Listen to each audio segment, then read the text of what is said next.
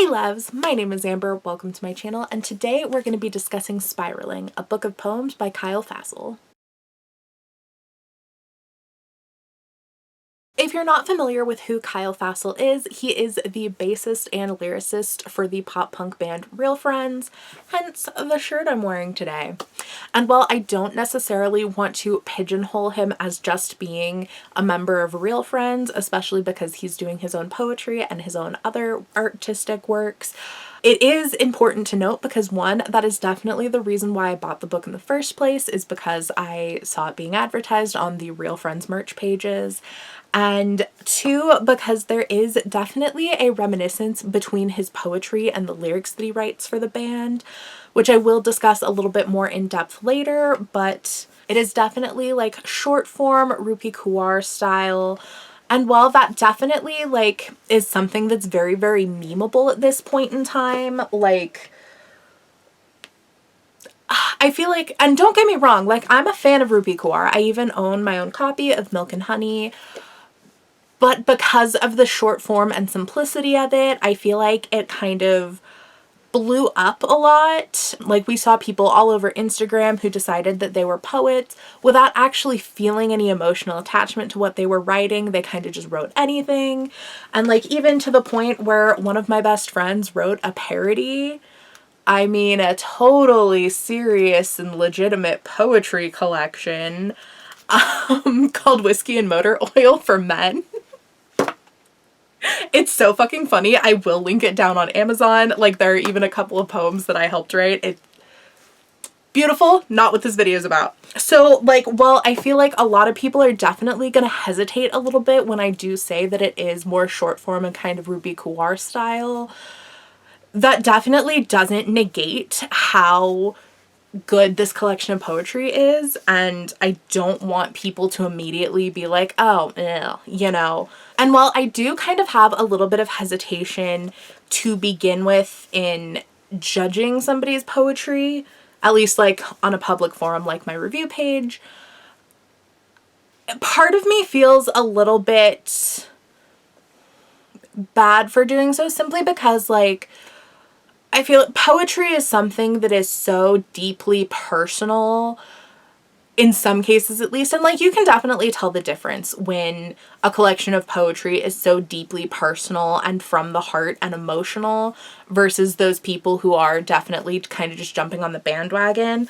And Fasel definitely falls in the former category, where you can tell with every page, like it is definitely very, very emotional and personal and heartfelt. You know, a lot of the poems feel very, very genuine. And for myself, at least in my own experiences, a lot of them were very, very relatable. Obviously, not each individual poem, but overall, I definitely related a lot to the themes behind this collection. So this collection does have around 175 individual poems that explores themes of depression, anxiety, relationships, death, loss, and losing control. So I feel like the title of Spiraling is definitely very, very fitting. I feel like it's a really relatable collection to a lot of people because there are so many people who have experienced similar things that are featured, especially like from the past couple of years and being stuck in the pandemic. I feel like that many more people now relate to a lot of the different elements. So I feel like just about anybody can at least find a poem or two that they like and that they relate to. Some are definitely going to be more into it than others because, you know, poetry isn't always everybody's thing. I'm definitely somebody who is more newly appreciating poetry. Because, like, I, you know, grew up in the US educational system. The poetry that they made us read was stupid. So I didn't get it until I got older and I graduated and I discovered different artists for myself. So now I'm definitely somebody who appreciates it, but I do also certainly know so many people who are still stuck in the fuck poetry phase of their lives.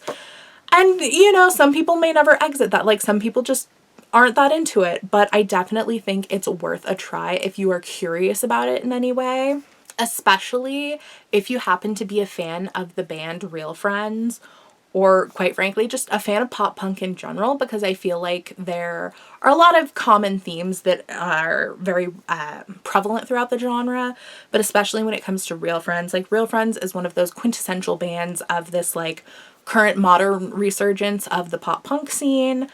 And, well, I say modern resurgence kind of before the whole TikTok thing.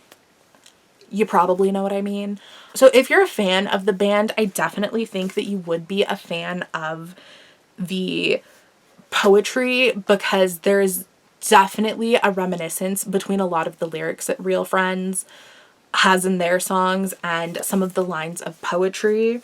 And I almost have to wonder, as an artist myself, I actually write poetry, but I didn't necessarily realize that I was writing it to begin with, because when I was younger, I originally started trying to write lyrics and songs, which, not my thing, absolutely did not pan out, because I could only ever come up with a couple of verses, or like occasionally a chorus, but I could never fully come up with like an entirely fleshed out song.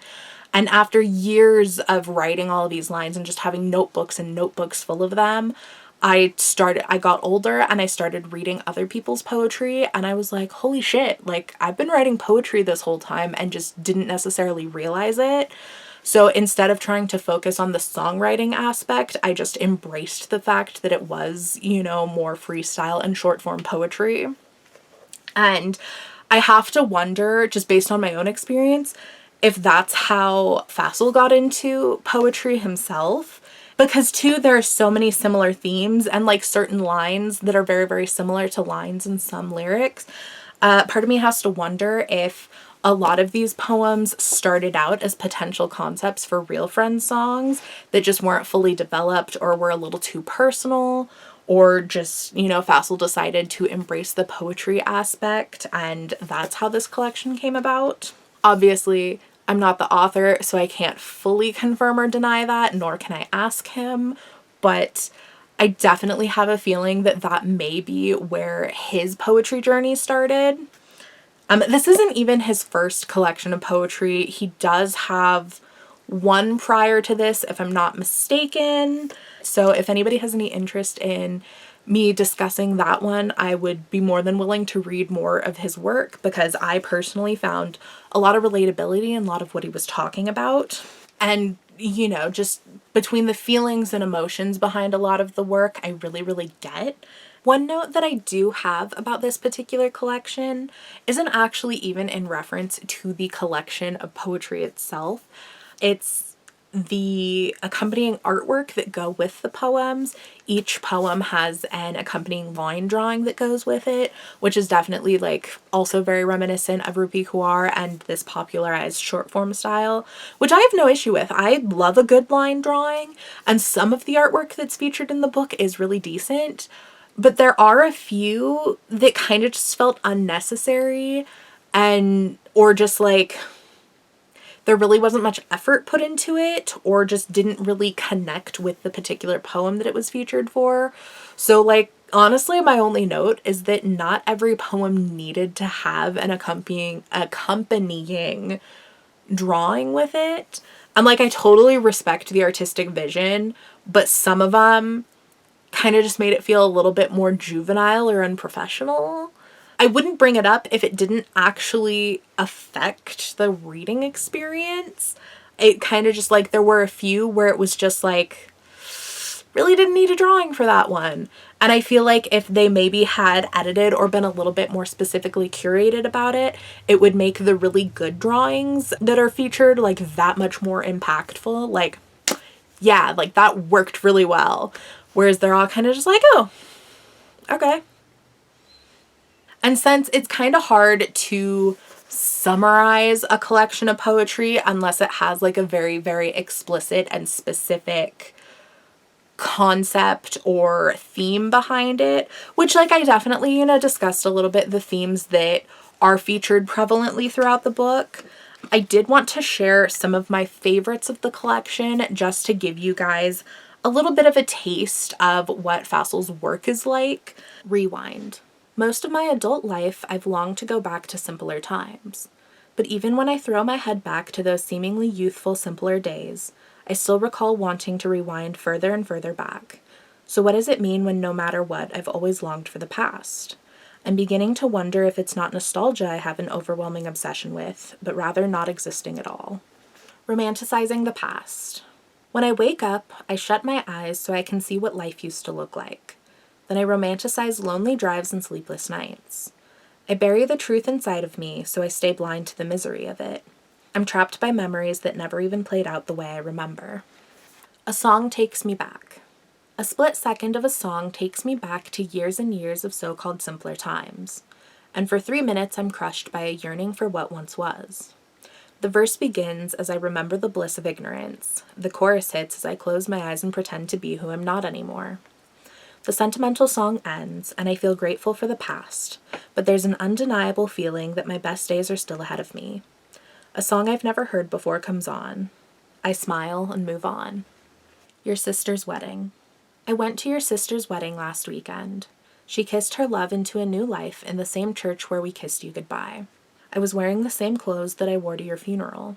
Even though the tie felt like a noose and the shoes weighed me down like stones, I didn't stop breathing or sink into the ground. Stepping foot back into that church wasn't as tough when I felt your presence there. Your colorful spirit was in the stained glass windows that watched us grow up. I saw your smile in the faces of your family, and I think they saw a little bit of you in me. It hurts that you're not here, but I'm happy when it feels like you are. All right, so that gives you a little bit of an idea of what a lot of the poetry within the book is like. And it definitely does have more of a sad and melancholic vibe to it. Not all of the poems are quite like that. That's just definitely what I related more to within the emotions throughout the book. But if any of these seemed a little bit interesting to you, or if you're curious to see what other themes and elements were explored a little bit more, I would definitely recommend checking out the book for yourself. Or if you're new to poetry and looking to get into it, I definitely think that this could potentially be a really, really good way for beginners to get into it as well.